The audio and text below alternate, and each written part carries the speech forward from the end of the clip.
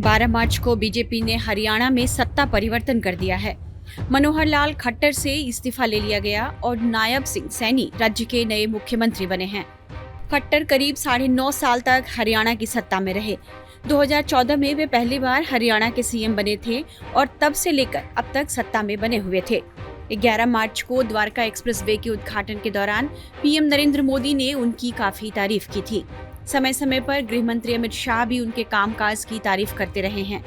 इससे अंदाजा लगाया जा रहा था कि यदि हरियाणा में फिर से बीजेपी की सरकार बनती है तो मनोहर लाल को तीसरी बार कुर्सी दी जा सकती है, लेकिन चुनाव से कुछ समय पहले उन्हें सीएम पद से इस्तीफा देना पड़ा। 2014 में बीजेपी के सत्ता में आने के बाद जब सीएम पद के लिए उनके नाम पर मुहर लगी तो सभी चौंक गए थे। उनके सामने सारे अनुभवी नेता फेल हो गए, क्योंकि पहली बार विधायक बने मनोहर लाल को सीएम की कुर्सी मिल गई थी। इसी तरह 9.5 साल कुर्सी पर रहने के बाद जब उन्हें गद्दी छोड़नी पड़ी तो भी सब हैरान रह गए। हालांकि सीएम पद से उन्हें हटाए जाने की चर्चाएं करीब 1.5 साल पहले हुई थी, लेकिन तब बात आई गई हो गई। हालांकि इस दौरान किसान आंदोलन, पहलवानों के धरना प्रदर्शन, जाट आंदोलन और राम रहीम की गिरफ्तारी जैसी कई चुनौतियां उनके सामने आई, मगर उनकी कुर्सी सुरक्षित रही। कहा जाता है कि अपने कुशल प्रशासन और प्रबंधन की वजह से वे पीएम मोदी और शाह के पसंदीदा नेताओं में से एक रहे हैं। अपने कार्यकाल के दौरान उन्होंने कुशल अधिकारियों की एक बड़ी टीम बनाई थी, जो उनके प्रशासन की कुशलता की एक बड़ी वजह मानी जाती है। अपने पद से इस्तीफा देने के बाद मनोहर लाल खट्टर ने मीडिया को यह वजह भी बताई कि आखिर उन्हें कुर्सी क्यों छोड़नी पड़ी। भारतीय जनता पार्टी की परंपरा रही है कि हम संगठन में समय समय पर नए जो नेतृत्व को आगे लाते हैं। उस क्रम में जैसे आपने पिछले दिनों में देखा होगा कि मध्य प्रदेश में भी एक नए चीफ मिनिस्टर आए, राजस्थान में एक नए चीफ मिनिस्टर आए, इसी प्रकार से छत्तीसगढ़ में भी नए चीफ मिनिस्टर आए हैं। ये ठीक है कि वो विधानसभा के चुनाव के बाद आए हैं, और अभी चूंकि लोकसभा के चुनाव हमारे एकदम सिर पर हैं और पार्लियामेंट्री बोर्ड ने कुछ इस प्रकार का निर्णय लिया है कि अब नया नेतृत्व इसी समय ला करके, और हम एक हमारे जो पहले सांसद हैं और प्रदेश के अध्यक्ष श्री नायब सिंह सैनी, उनको जो है सब उनकी परामर्श पर, और हमारा जो विधायक दल मंडल है उन्होंने नेता चुन करके, और आज नए चीफ मिनिस्टर के नाते श्री नायब सिंह सैनी की नियुक्ति की गई है। और इससे कम से कम मैं प्रसन्न हूं कि एक नया नेतृत्व समय रहते और आगे उभरा है। सर, आपको बड़ी जिम्मेवारी देने की बात हो रही है। बड़ी जिम्मेवारी मिलने वाली है सर। क्या बात हुई है केंद्र में? बातचीत हुई है तो केंद्रीय नेतृत्व ने कहा कि आपको कोई और जिम्मेवारी देंगे। वो जिम्मेवारी क्या होगी, मैं समझता हूं जल्दी ही कोई ना कोई बात करके और कोई निर्णय लिया जा सकता है। हो सकता है कहीं लोकसभा के चुनाव की बात आ जाए, और क्योंकि लोकसभा के चुनाव बिल्कुल एकदम निर्णय उसके होने हैं, मुझे ऐसी संभावना है कि शायद ऐसा हो सकता है। अगर वो होगा तो भी पार्लियामेंट्री बोर्ड जो निर्णय करेगा उसको मैं स्वीकार करूंगा।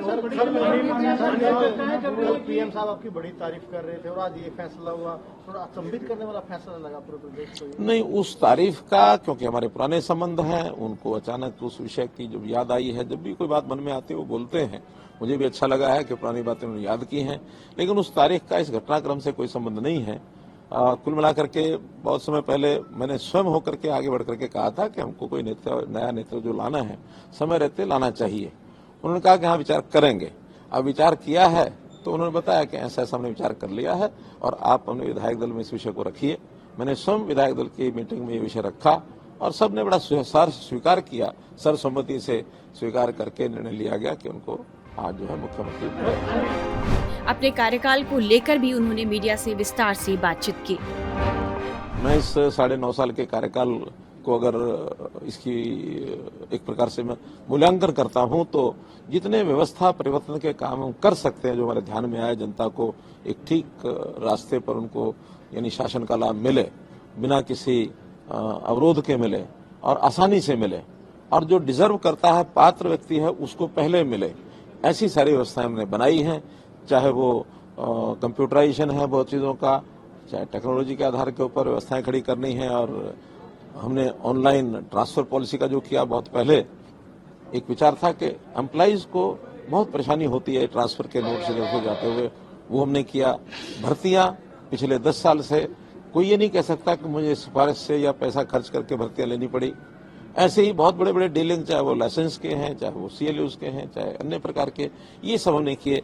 बहुत चीजें कई वर्षों से अटकी रहती हैं सरकारी सिस्टम में, चीजें बिगड़ जाती हैं, विवाद खड़े हो जाते हैं, तो हमने विवादों का समाधान इतने सारे काम लोगों के हित में किए हैं। खास करके जो जमीनें हैं, एसेट्स हैं, दुकानें हैं, 20-20 साल पुरानी ऐसे कब्जे की दुकानें कहें या जो लीज पर दी गई थी, पट्टे पर दी गई थी, उनको उनका मालिकाना हक दिया है। राज्य के नए मुख्यमंत्री नायब सिंह सैनी की भी मनोहर लाल ने खूब तारीफ की। सैनी के बारे में उन्होंने जो कुछ कहा है, आइए आपको सुनाते हैं। नायब सिंह सैनी मेरे बहुत पुराने साथी हैं।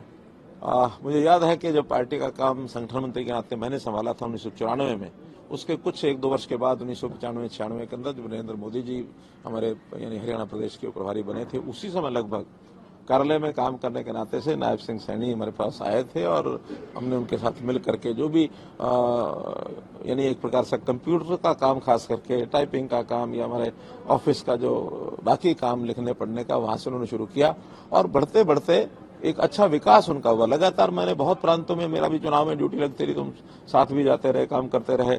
और एक समय ऐसा आया कि जब विधानसभा का चुनाव नारायणगढ़ से लड़ने की बात आई 2014 में, तो पार्टी ने, मेरी कोई सिफारिश नहीं थी, लेकिन पार्टी ने एक अच्छे वर्कर के नाते, कार्यकर्ता के नाते उनको चयन किया, विधायक बने, फिर मंत्री बने, लेबर मिनिस्टर बने। उसके बाद उसी 4.5 साल के बाद लोकसभा का चुनाव हुआ तो कुरुक्षेत्र से सांसद बन गए और अब पिछले कुछ महीने से प्रदेश के अध्यक्ष हो गए।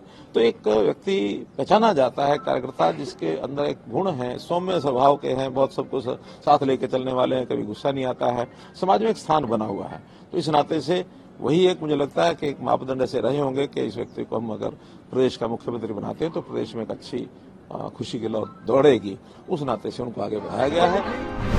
बीजेपी के राष्ट्रीय सचिव ओम प्रकाश धनखड़ ने मनोहर लाल खट्टर के कामकाज की सराहना की और कहा कि बीजेपी का काम करने का अपना एक तरीका है। मैं सबसे पहले मुख्यमंत्री नायब सिंह सैनी जी को, उनकी टीम को, चाहे सर सीएम साहब आने वाले राजपाल गुजर जी हों, चाहे उसमें गुलशन शर्मा जी हों, चाहे उसमें रणजीत सिंह जी हों, सारी टीम को शुभकामनाएं देता हूँ और बधाई देता हूँ इन सबको कि ये अच्छा काम करेंगे।